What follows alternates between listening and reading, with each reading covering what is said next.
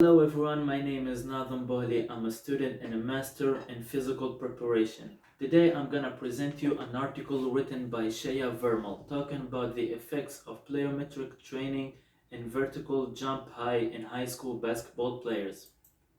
The purpose of this study is to determine the effects of plyometric training on a vertical jump high in high school basketball players and compare them to their untrained counterparts. For the participant, we randomly selected 144 students and then we divided them into groups. One in 11 years old and the other group is 15 years old. And then we divided them to trained and untrained. Even more, we divided them into boys and girls. For the study protocol, the subjects were put in a plyometric training for 6 weeks. The duration of the session is 40 minutes. The frequency is 3 days a week. The training session consisted of warm-up exercise 10 to 15 minutes. Then we go to the plyometric training 20 to 25 minutes. And then we go to the cool down 10 minutes, including jogging and stretching. Our statistical tool is the vertical jump high. We measured pre and post training is where athletes stand next to the wall and try to reach the high mark with their hands. Then they're gonna try to jump at the highest point and mark there. So the difference between the distance, the reach high and the jump high is the score. The best of 3 attempts is recorded. For the results, we have a really interesting results. As you can see in this table, we have the vertical jump high pre and post training. For the resume of this table, there are an improvement seen in post training vertical jump high as compared to pre-training. So for all the groups here, they showed a great improvement in their results.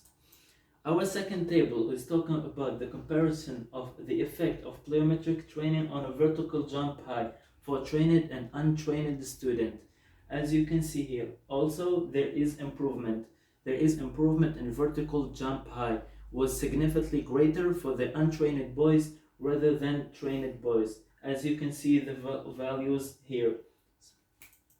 Our third table of results talking about the mean improvement between boys and girls in vertical jump.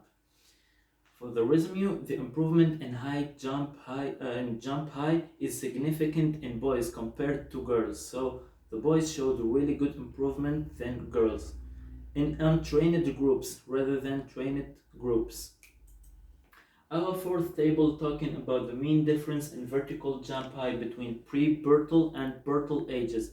So the pre-pubertal is between 10 to 11.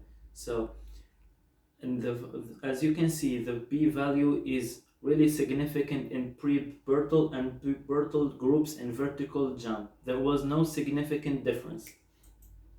For our fifth table and last table results is the body mass index in pre-pubertal and pubertal groups, boys and girls.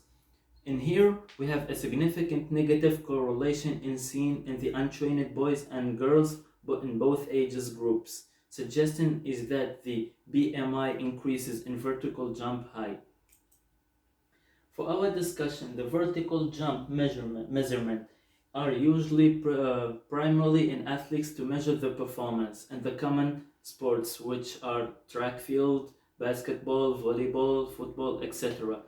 In this study was conducted to evaluate the effects of 6 weeks plyometric training on a vertical jump high in high school basketball players. So it was also aimed to determine the effects of pre-training and statute, gender, and pubertal age on the difference in vertical jump. So in kinetics, force involved during the vertical jumps are the contact time and the ground reaction, and third is the impulse. For the conclusion, in this study concludes that the plyometric training of 6 weeks brought a really significant change in vertical jump and high, especially in untrained students as compared to basketball players. For boys, they gained more jump high compared to the girls with the training. However, During pubertal growth, sports girls showed significant increase in jump height. As the body mass index of a person increases, vertical jump height decreases. So there is a relationship between body mass and a vertical jump. The correlation is, however, not significant for trained individuals who have a higher BMI due to muscle mass and fat, not fat.